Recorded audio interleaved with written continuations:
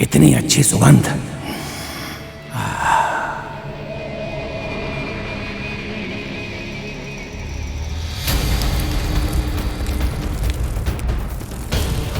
ये सारी तितलियां और भंवरे ये कहां जा रही हैं? चलो।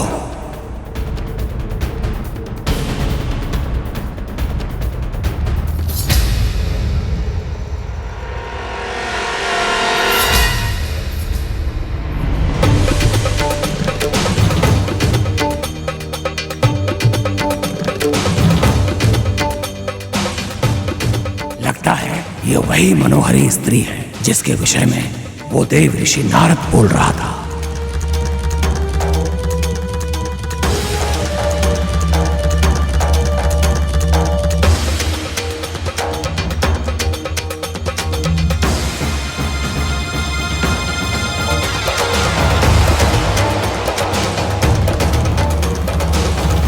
क्या यही है वो सुंदरी?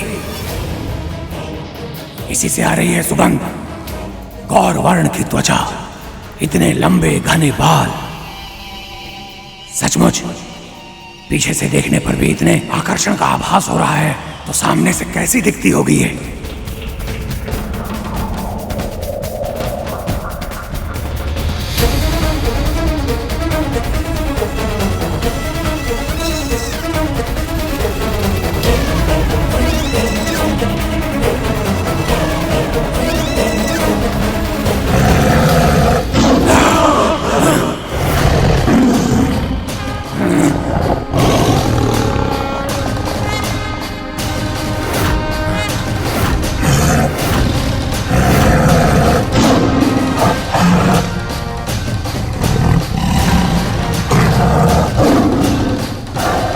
सिंह की दहाड़ सुनकर भी इसने अपने बालों में पुष्प गूंथना नहीं छोड़ा। क्या इसे सिंह से भी भय नहीं है?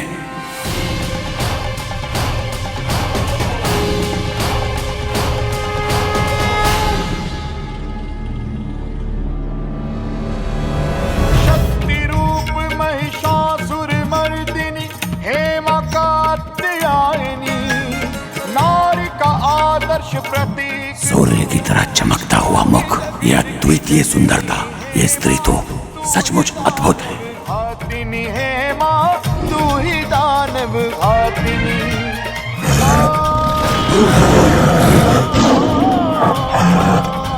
अच्छे बालक ऐसे क्रोध नहीं करते।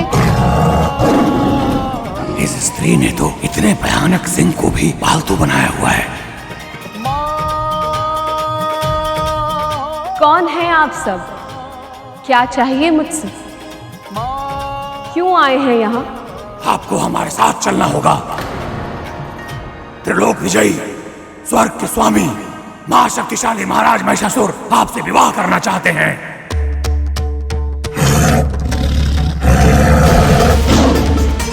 महिषासुर? ये कौन है?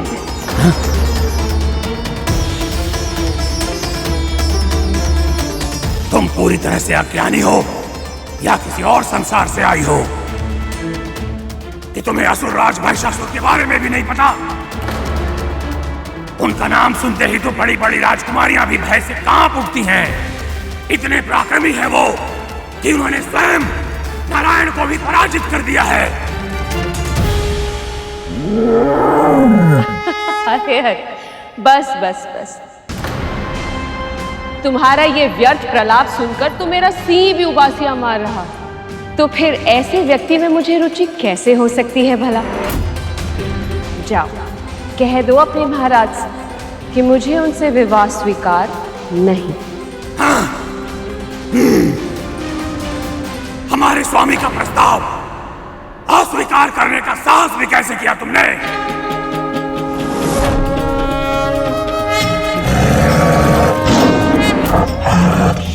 साहस? अरे, इसमें साहस का प्रश्न ही नहीं उठता। मुझे रुचि नहीं है तो मैंने ना कह दिया।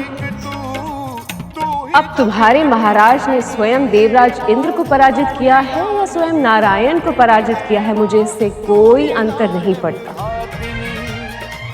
मैं तो उसी से विवाह करूंगी जो मुझे युद्ध में पराजित कर सके। इसीलिए वापस लौट जाओ और कह दो अपने महाराज से कि यदि वो मुझसे विवाह करना चाहते हैं तो यहाँ पधारे और मुझसे युद्ध करें।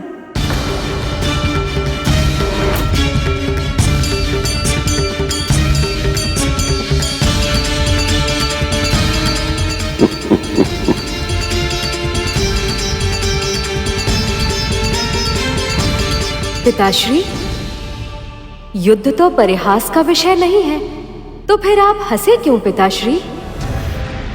क्योंकि इन असुरों को आभास तक नहीं है कि इतने अभिमान से ये किससे बात कर रहे हैं। महिषासुर की तरह भी इन्होंने तुम्हारी मां की शक्ति को, नारी की शक्ति को कम आंकने की भूल की है। अब मेरी रुचि तो ये जानने में है कि इनके साथ अब आगे क्या होने वाला है।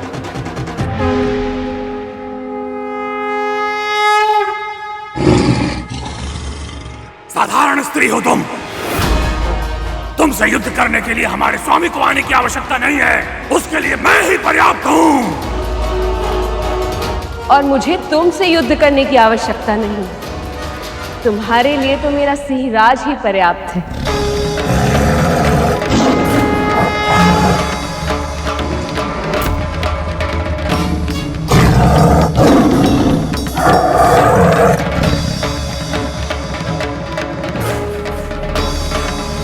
जाओ सिंहराज, जरा अच्छे से पाठ पढ़ाओ।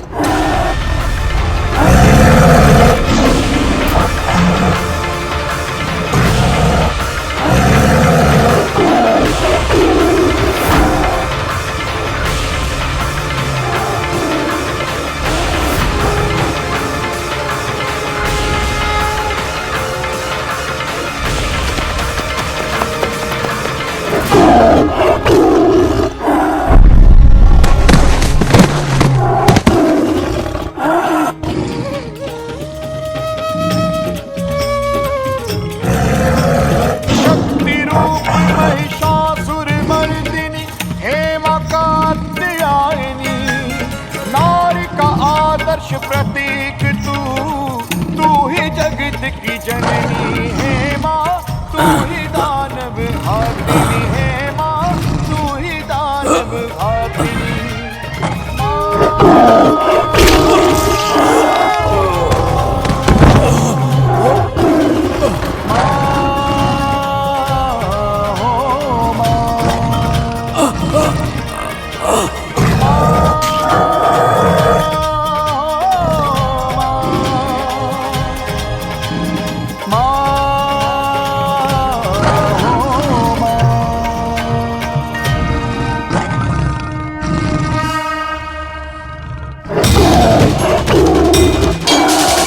रक्षा कीजिए, रक्षा कीजिए देवी, रक्षा कीजिए देवी, रक्षा कीजिए। ठहरो सिंहराज,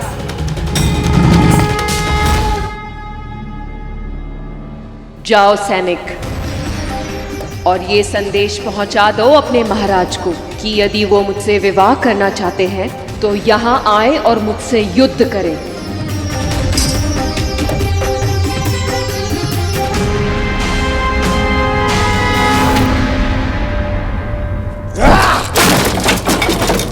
तुम एक साधारण स्त्री से पराजित होकर नहीं, बल्कि उसके पालतू पशु से भी पराजित होकर आए हो। और तुम्हारा इतना दुस्साहस कि तुम मुझे सुझाव दो कि मैं स्वयं जाकर उससे युद्ध करूं। मूर्ख हो तुम। युद्ध अपने समान शक्तिशाली से किया जाता है, ना कि कोई दुर्बल अबला नारी से। और जिसमें इतनी साधारण समझ ना हो वो मेरी सेना में रहने योग्य नहीं।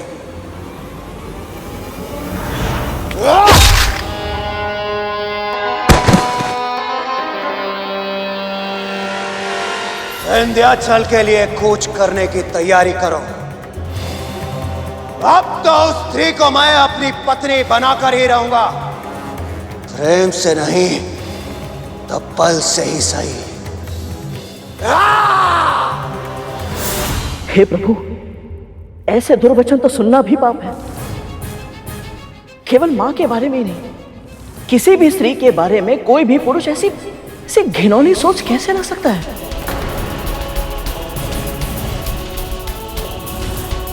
पशु भी एक दूसरे के साथ इससे अच्छा व्यवहार करते हैं। सही कह रहे हैं भैया जी। जब एक गाय गर्भवती होती है तो एक सांड उसके भाग का घास चरना तो दूर की बात, उसे सूंघता भी नहीं है। वो भी एक मां का सम्मान करना जानता है। पर ये महिषासुर, ये तो पशुओं से भी गया गुजरा है। नीचता की हर हद पार कर दी इसने। देवी ने उस राक्षस का वध कैसे किया, ये जानने के लिए ना अब तो हम भी व्याकुल हैं। ऐसे महादुष्ट को तो कठोर दंड बिल्कुल मिलना चाहिए।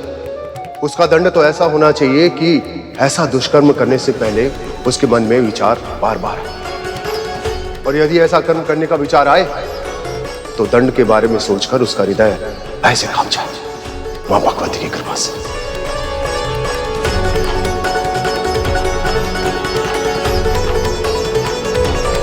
ऐसा ही हुआ। देवी कात्यायनी ने बड़ी ही चतुराई से अपने शत्रु को अपने सामने आने के लिए विवश कर दिया।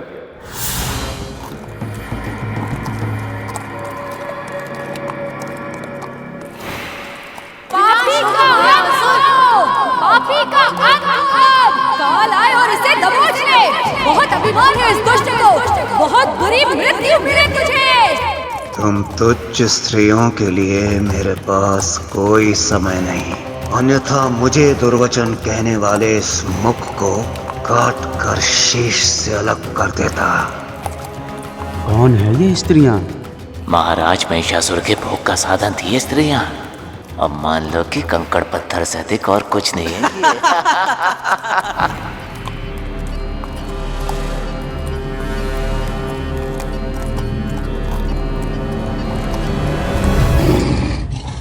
तुमने तो रक्तपान भी कर लिया सिंहराज, फिर भी इस मूर्ख का अभिमान समाप्त नहीं हुआ।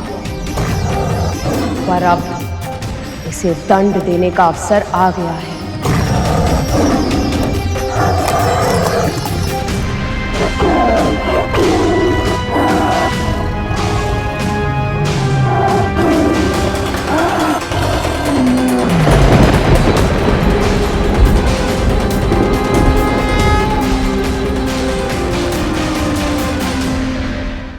महाराज, लौट चले? लौटेंगे तो हम अवश्य, किंतु उस स्त्री को अपने साथ लेकर।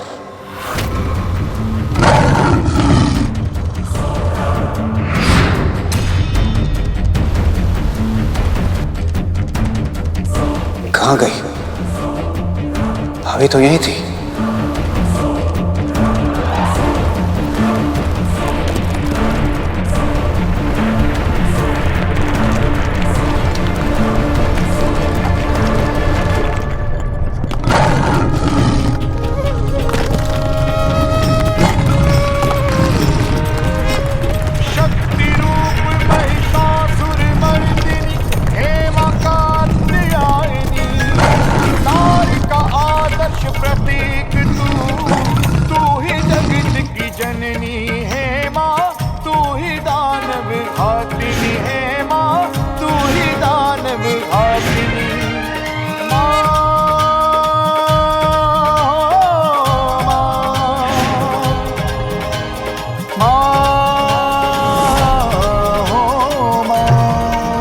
अद्भुत। मैंने सुना था कि तुम अत्यंत सुंदर हो। तुम्हारे केश मेघों की तरह घने, तुम्हारे नयन कमल के पुष्प की तरह, और सौंदर्य से परिपूर्ण तुम्हारा ये तन सुकोमल केले के वृक्ष की तरह है। सत्य कहूं तो मेरे हृदय में जो तुम्हारे सौंदर्य की कल्पना की छवि थी, तुम्हारे वास्तविक रूप के समक्ष वो कुछ भी नहीं है, कुछ भी नहीं। मैं आया तो था तुम्हारा वध करने, किंतु यदि तुम चाहो तो मुझसे विवाह कर अपने प्राणों की रक्षा कर सकती हो। विधाता ने तुम्हें ऐसा अद्वितीय सौंदर्य रणभूमि में व्यर्थ करने के लिए नहीं दिया, बल्कि मेरे सिंहासन की शोभा बढ़ाने के लिए दिया है। यदि तुम्हारी यही इच्छा है तो फिर इतनी बातें क्यों कर रहे हो?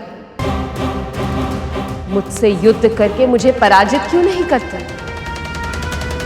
यदि मुझसे विवाह करना है तो मेरी शर्त का पालन तो करना ही होगा।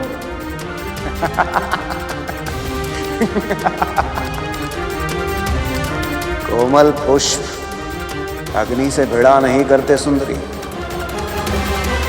तुम्हें मेरी शक्ति का तनिक भी आभास नहीं है। समस्त देवता ही नहीं, तुम्हारे नारायण भी मुझे पराजित नहीं कर पाए। इतना शक्तिशाली हूं मैं, सर्वश्रेष्ठ महिषासुर।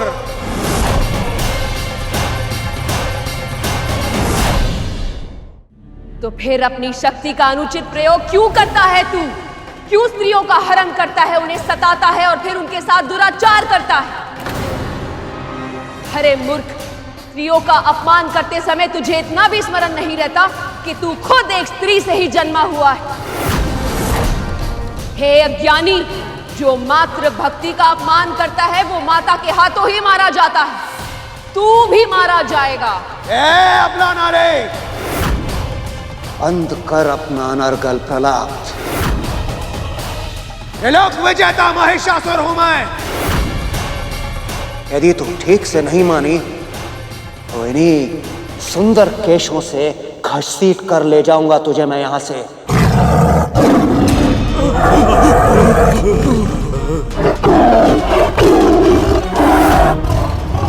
तू मुझे छू भी नहीं सकता मूर्ख।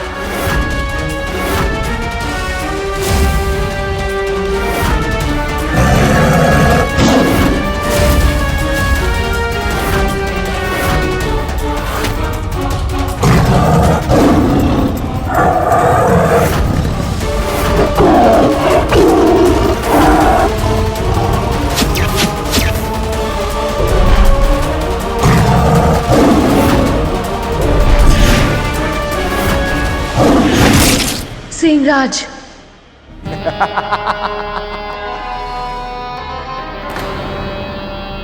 बड़ी देर से व्यर्थ में गर्जनाएं कर मेरी सेना को भयभीत करने का प्रयास कर रहा था ये सिंह।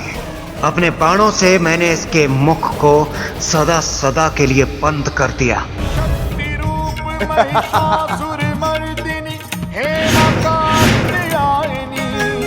नारी का आदर्श प्रतीक तू ही जगत की जननी है माँ। ये कैसे संभव है? दानव हाथिनी है माँ, तू ही दानव हाथिनी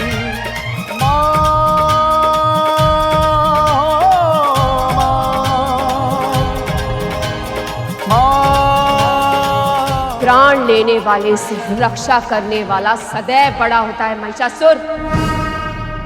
अब भी समय है, वापस लौट जा। अबला नारे, महिषासुर एक बार कोई निर्णय ले ले तो फिर उसे काल भी नहीं बदल सकता।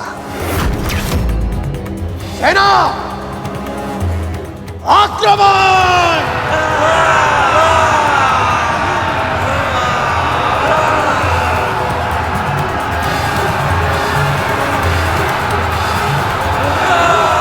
हे देवियां, मेरी सहायता हेतु कृपया प्रकट होइए।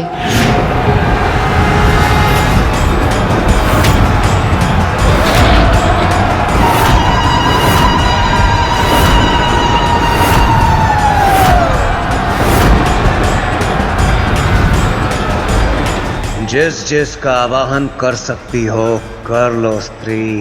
कदाचित मेरा गुप्त अस्त्र तुम्हारी समस्त देवियों का काट होगा।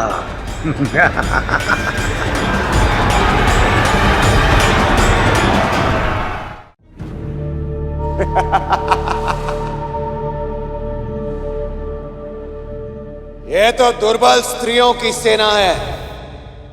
ये करेगी हम विकट असुरों का सामना।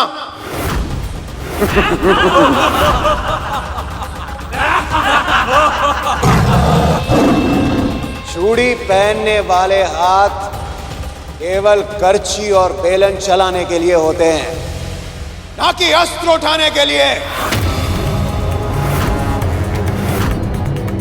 प्रतीत होता है तुम ऐसे नहीं मानोगी। तो आओ आओ, देखो हम असुरों का पराक्रम।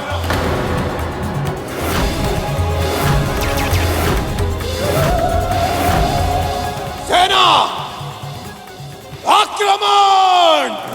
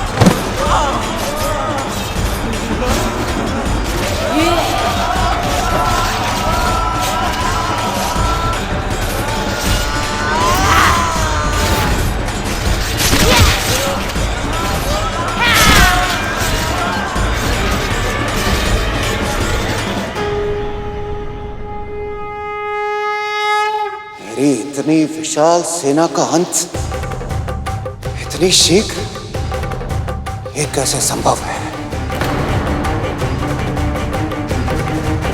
महिषासुर के जिन दुर्दांत सैनिकों के सामने हम सब हार स्वीकार कर चुके थे, उन्हीं दुष्ट और महा अत्याचारी असुरों को मां कात्यायनी की सेना साधारण शत्रु समझकर समाप्त कर रही है। सचमुच मां की शक्ति अतुलनीय है, अतुलनीय है मां की शक्ति। मां का ऐसा स्वरूप मैंने पहली बार देखा है पिताश्री। मेरे लिए तो ये सदैव ही ममता की मूर्ति रही है। इनका रूप इतना रौद्र भी हो सकता है, मैं तो ये कल्पना भी नहीं कर सकता था।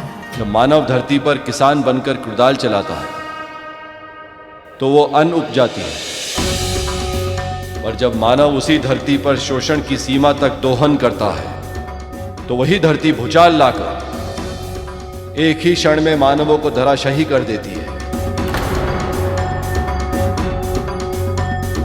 इसी तरह हर स्त्री के अंदर असीमित शक्ति होती है।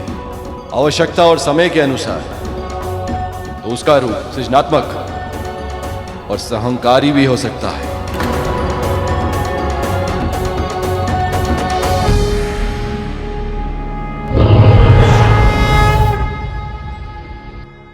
मेरी इतनी विशाल काय सेना का अंत इतना शीघ्र इसने कैसे कर दिया? जिस स्त्री शक्ति को तू दुर्बल समझ रहा था, उसने क्षण भर में ही तेरी पूरी सेना समाप्त कर दी।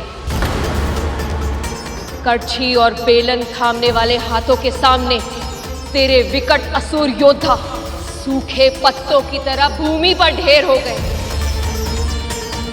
अब तेरा भी अंत होगा महिषासुर। स्त्री, वो मेरा अंत नहीं कर सकती।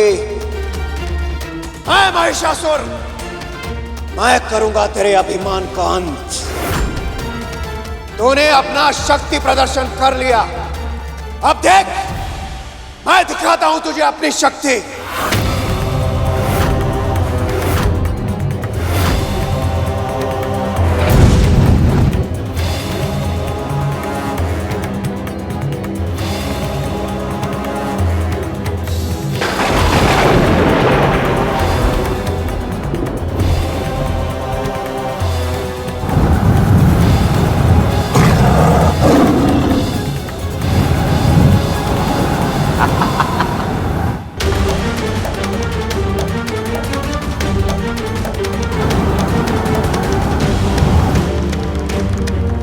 ये चक्रवात तो बहुत ही भीषण लग रहा है पिताश्री।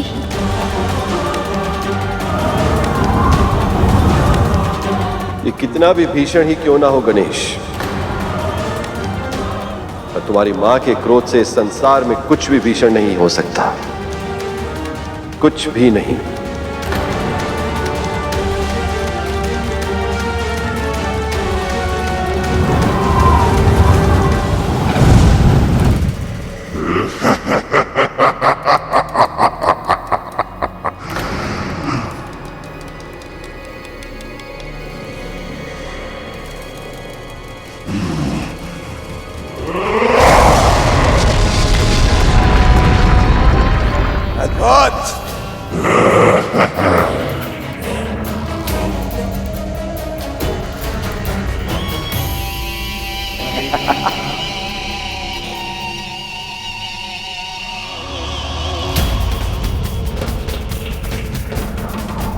जाओ, जाकर अपने जन्म के उद्देश्य को सार्थक करो। नष्ट कर दो शत्रु सेना को। जाओ।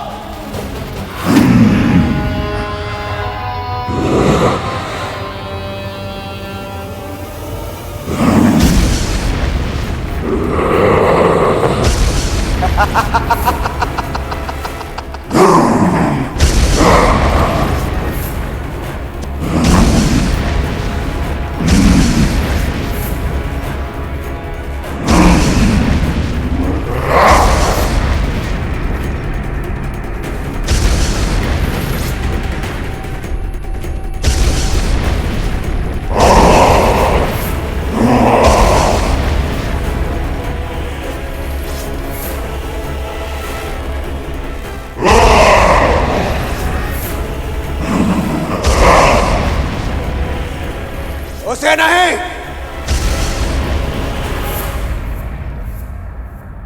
उसके मान का मर्दन तो मैं स्वयं करूंगा।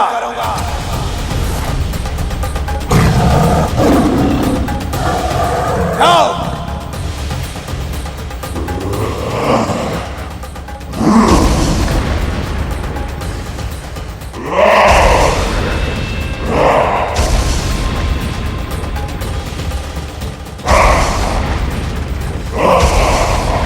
देवराज, ये दानव तो महाविशाल है। सत्य कहा अग्निदेव। इसने विशाल काय पर्वत को एक कंकड़ की तरह चूर चूर कर दिया। अर्थात इसमें बल असीमित है। तो फिर ऐसे में मां कात्यायनी इस वृहदाकार दानव का सामना कैसे करेंगी? ये प्रश्न केवल आप सभी के मन में नहीं है देवगण। मेरा मन भी यही सोचकर चिंतित है पिताश्री। चिंता का तो प्रश्न भी नहीं उठता गणेश। तुम्हारी मां इस पूरे संसार की मां है, और मां से बड़ा इस संसार में कुछ भी नहीं।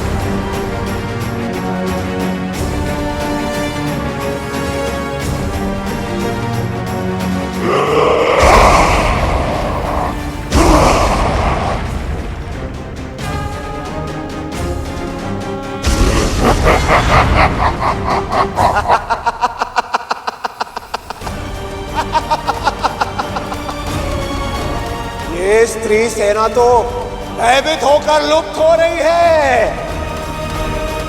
ऐसी ही भयभीत होती रहना। कदाचित यही तुम्हारी नियति है।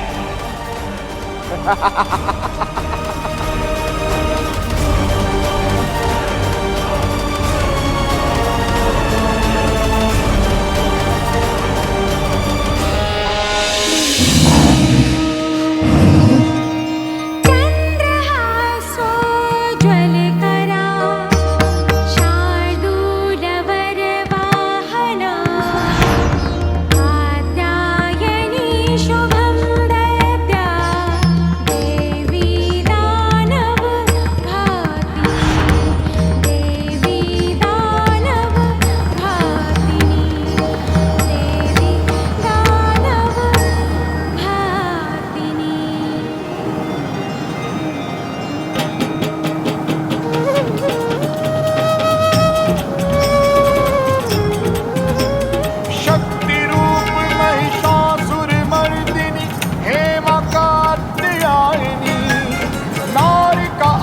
आदर्श प्रतीक तू ही जगत की जननी है माँ, तू ही दानव घातिनी है माँ, तू ही दानव घातिनी।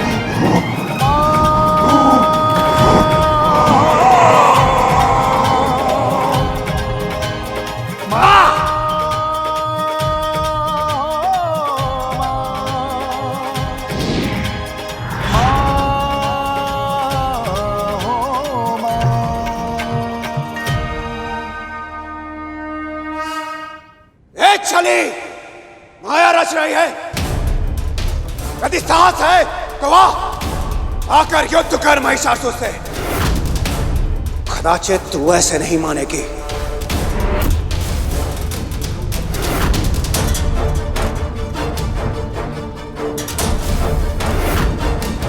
माँ का ऐसा स्वरूप देखने के बाद भी इसके मन से दुष्टता समाप्त नहीं हुई। हाँ प्रभु, ये तो बड़े ही अचरज की बात है। अपनी पूरी सेना और उस विशाल दानव की दशा देखने के बाद भी इसके मन में यह आभास नहीं हुआ कि ये माँ के सामने कितना तुच्छ है। अभिमान का दुर्गुण ऐसा ही होता है नंदी। आंखों के सामने सत्य उपस्थित होता है, पर अभिमानी उसे देख नहीं पाता। देवी कात्यायनी के सत्य से जितना दूर जाएगा, इसका अंत उतना ही बुरा होगा।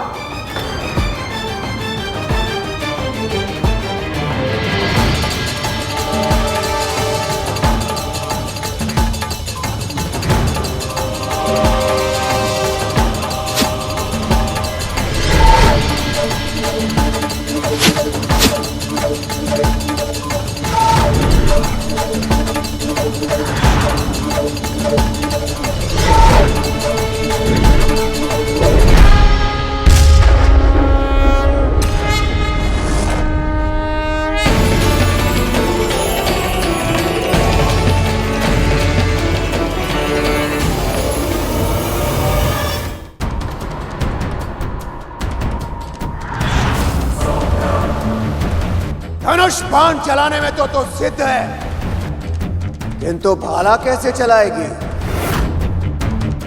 उसके लिए तो शक्ति चाहिए। कैसे सामना करेगी तू मेरा?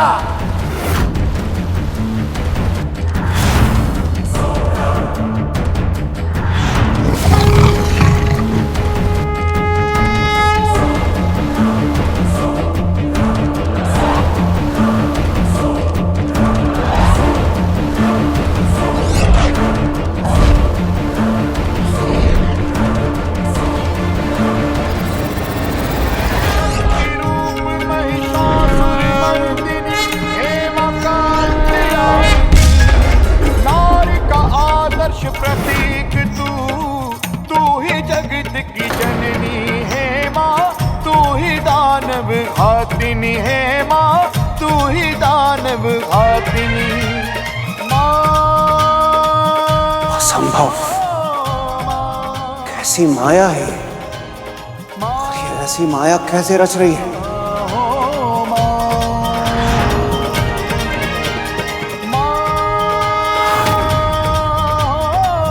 इंद्र का वज्र,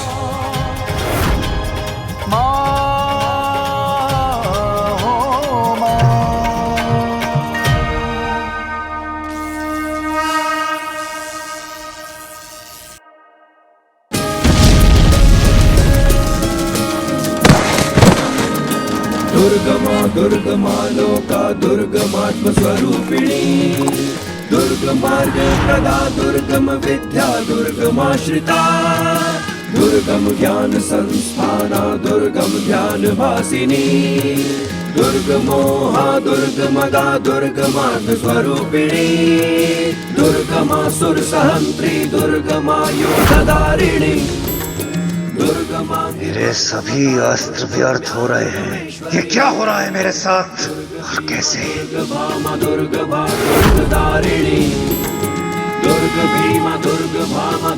ये सभी अस्त्र पहले भी माँ की शक्ति से ही संचालित थे, पर आज माँ के हाथों में आकर इनका अधिकतम उपयोग संभव हो गया है, जिसके कारण ये अस्त्र और भी अधिक सार्थक हो गए हैं। सचमुच सचमुच मां की शक्ति अतुलनीय है। अतुलनीय है मां की शक्ति।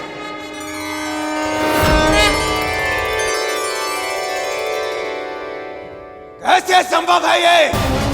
कैसे इतनी शक्ति है तुझमें? ऐसी माया रच रही है तू? अब भी तेरा अभिमान पूरा नहीं हुआ महिषासुर?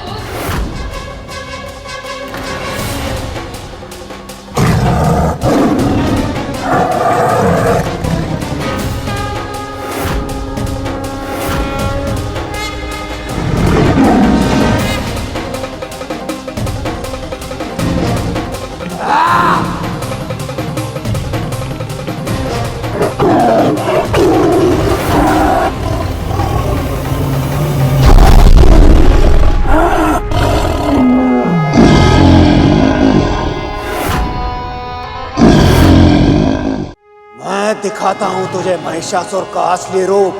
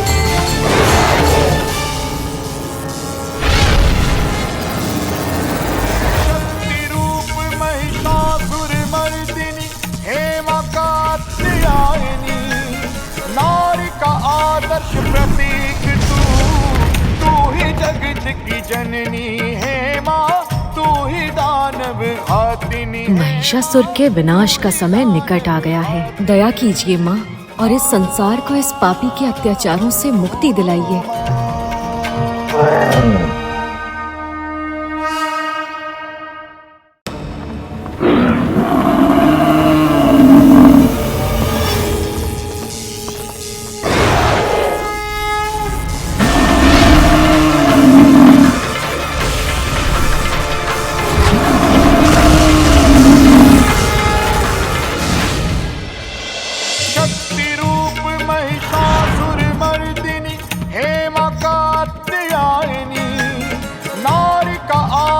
प्रतीक तू ही जगत की जननी है माँ, तू ही दानव घातिनी है माँ, तू ही दानव घातिनी।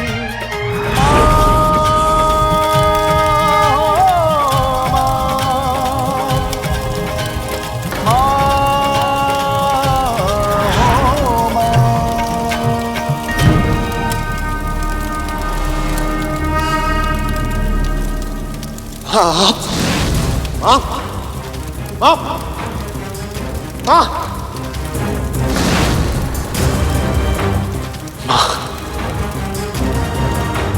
माँ ये युद्ध महिषासुर को नारी शक्ति का पाठ पढ़ाने हेतु कर रही हैं। ये पाठ समस्त सृष्टि के लिए भी एक सीख होगी कि नारी सदा ही आदर की पात्र होती है और वो किसी से दुर्बल नहीं होती। ये संभव नहीं। क्या हो रहा है मुझे? नहीं। माँ माँ माँ आप तो मर गई थी ना माँ। फिर माँ माँ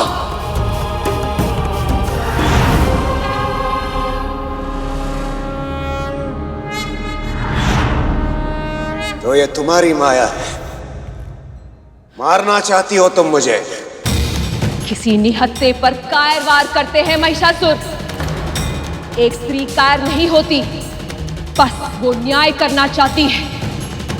किसी से प्रतिशोध नहीं लेना चाहती, केवल दुष्टों को दंड देना चाहती है।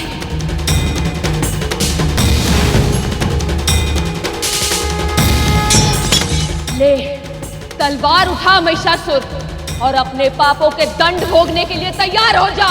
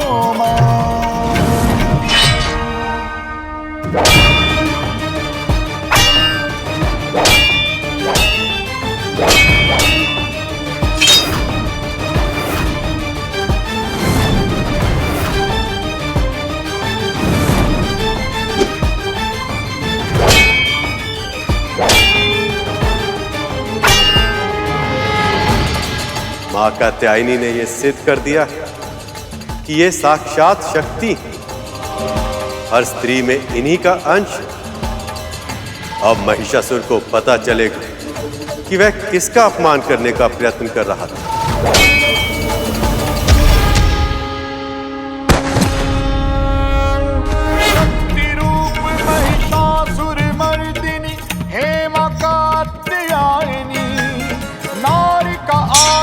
प्रतीक तू ही जगत की जननी है माँ।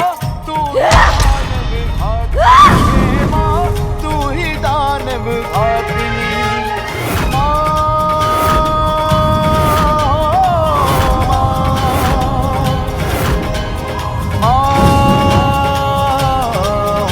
स्त्री, रुक जा, रुक जा।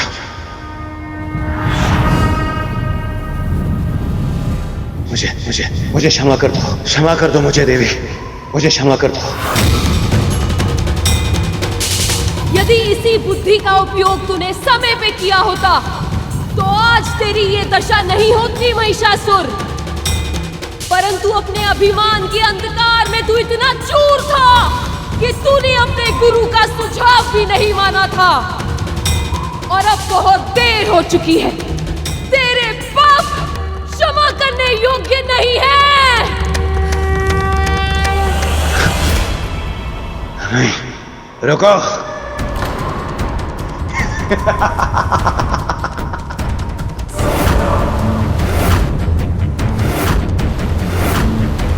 नहीं मार सकती आप मुझे।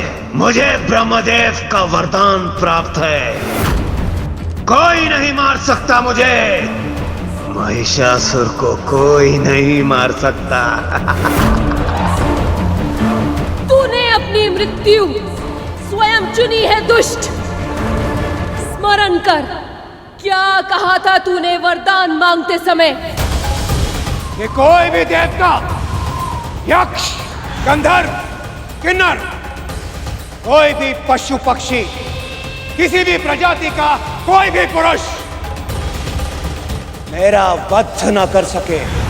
आज मृत्यु के भय से तू क्षमा मांग रहा है, पर तुझ जैसे घनघोर पापी को क्षमा करना मेरे अन्य संतानों के साथ अत्याचार करना होगा, और मैं उनके साथ अत्याचार नहीं करूंगी। मैं करूंगी तेरा संहार। रूप महिषासुर मर्दिनी हेमा कात्यायनी, नारी का आदर्श प्रतीक तू ही जगत की जननी है माँ, तू ही दानव घातिनी है माँ, तू ही दानव घातिनी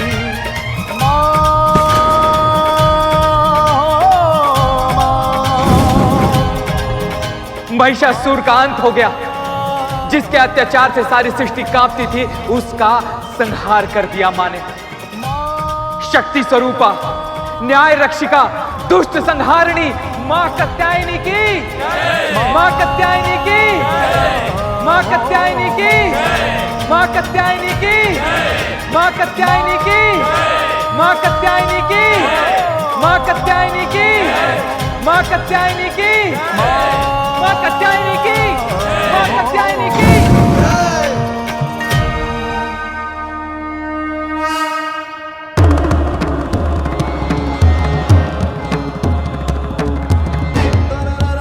शांत देवी,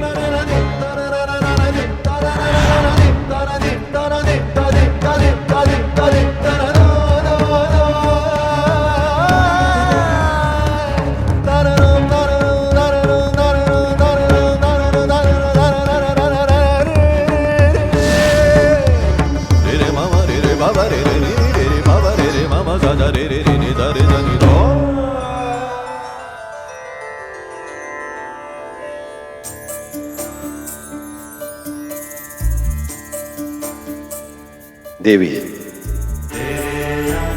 कुछ समय पहले आपने मुझसे प्रश्न किया था कि आप कौन हैं। आज ना मुझे केवल, बल्कि सभी को, समस्त संसार को आपने स्वयं अपना परिचय दिया है। आपने सिद्ध किया है कि आप जगत जननी हैं, शक्ति स्वरूपा हैं। आप जो आप कर सकती हैं, कोई और सोच भी नहीं सकता।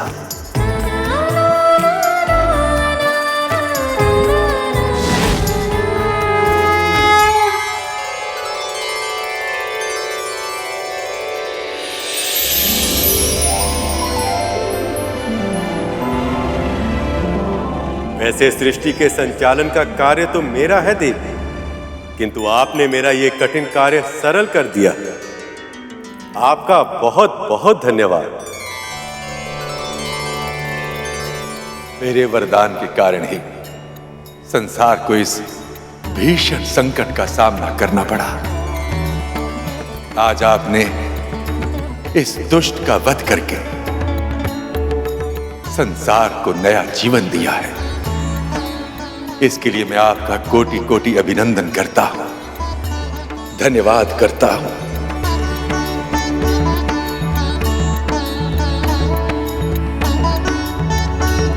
माँ, इस महानीच के नियंत्रण में स्वर्ग का कण कण त्राही त्राही कर रहा था। उसे मुक्त कराया आपने।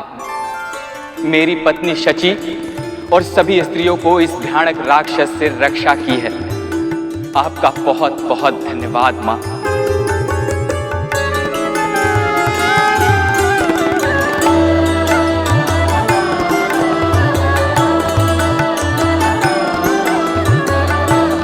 देवी, आज से ये संसार आपको एक नए नाम से जानेगा। वो जिसने महिषासुर के मद का मर्दन किया, अर्थात महिषासुर मर्दिनी। महिषासुर मर्दिनी की, महिषासुर मर्दिनी की, महिषासुर मर्दिनी की, महिषासुर मर्दिनी की, महिषासुर मर्दिनी की, महिषासुर मर्दिनी की, महिषासुर मर्दिनी की।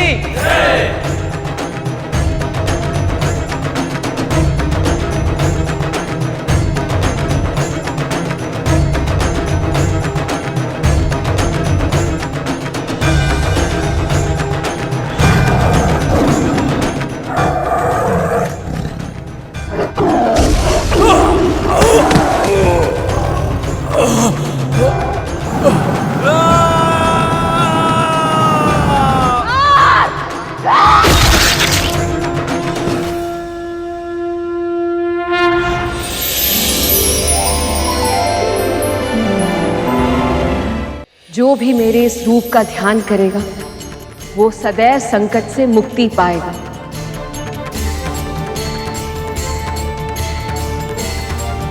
मेरे इस अवतार से पापियों और दुराचारियों के मन में भय उत्पन्न होगा, हर सच्चे भक्तों को निर्भय बनाएगा।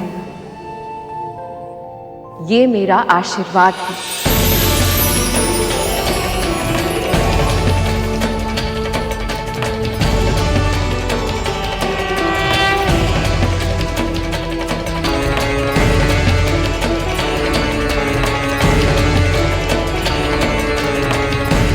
देवी, जिस कर्तव्य को निभाने के लिए आपने यह अवतार धारण किया था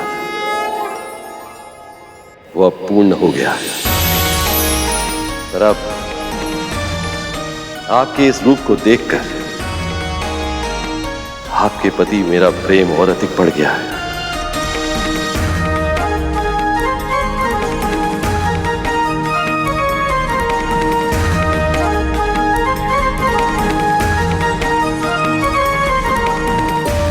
यदि आप उचित समझें देवी, तो मैं आपके इस रूप को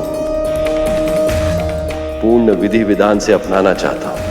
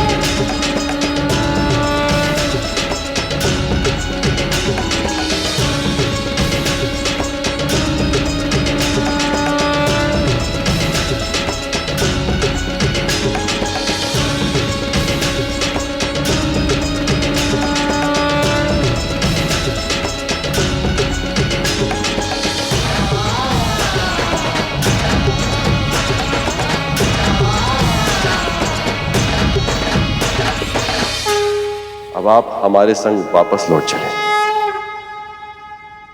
कैलाश आपके बिना घर नहीं लगता।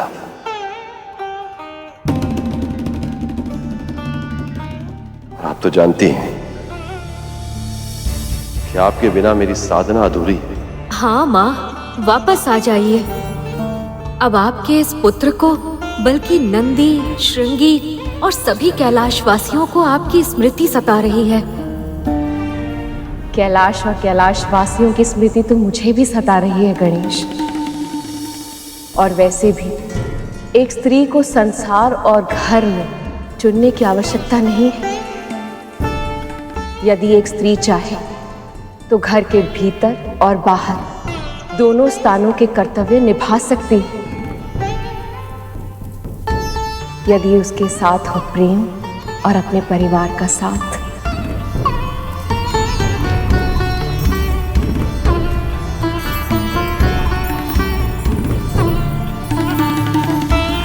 नवरात्रि के 7वें दिन हम माँ के कालरात्रि रूप की आराधना करते हैं। कालरात्रि जिनके वश में है काल अर्थात मृत्यु और समय, इस रूप में माँ संसार को ये शिक्षा देना चाहती है कि एक स्त्री अपनी इच्छा शक्ति, भक्ति और तपोबल से अपने पति और संतान पर आए संकट को द्वार से ही लौटा सकती है, फिर चाहे वो बुरा समय हो या स्वयं मृत्यु।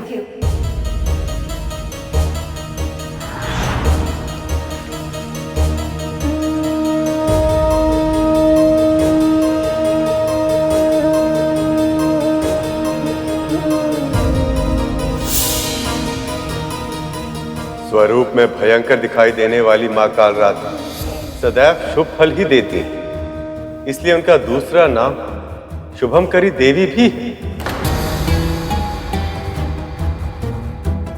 पिताजी, पुत्र, मेरा पुत्र, मुझे ऐसा आभास हुआ जैसे मेरे पुत्र ने मुझे पुकार लगाई है।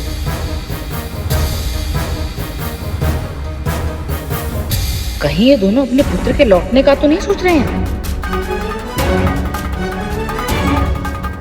यदि वो लौट आया तो मेरी सारी योजना विफल हो जाएगी। क्यों? क्या हुआ? अब आप दोनों एक दूसरे पे ऐसे काहे घूरे जा रहे हैं? न जाने क्यों आज अचानक ऐसा लगा जैसे हमारे पुत्र हमें पुकारे हैं। हमें भी रह रहकर उनके मुख की स्मृति आ रही है। ऐसा लग रहा है जैसे जैसे वो हमारे निकट ही कहीं है। ये तो शुभ संकेत है।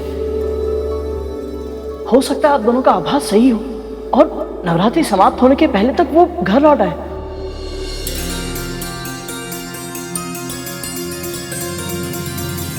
अब आपके पटर पटर करने से थोड़ी हर चीज सत्य हो जाएगी। और आपके पुत्र को कई तरह एम्बारस हो गए हैं। अब तक तो अपने घर का मार्ग भी भूल गया होगा आपका राजकुमार। ये स्त्री मुझे इतने क्रोध से क्यों देख रही है?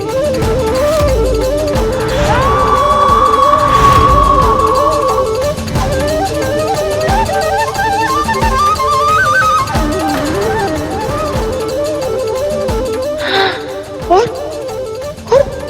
मुझे इनमें माता का रौद्र स्वरूप क्यों दिखाई दे रहा है? ये कथा सुनकर आपको पता तो चल ही गया हो कि यदि मां चाहे तो कुछ भी संभव हो सकता है। आप पूरे मन से व्रत और पूजा करें। मुझे पूरा विश्वास है कि यदि मां प्रसन्न हुई तो आपकी मनोकामना अवश्य पूर्ण होगी।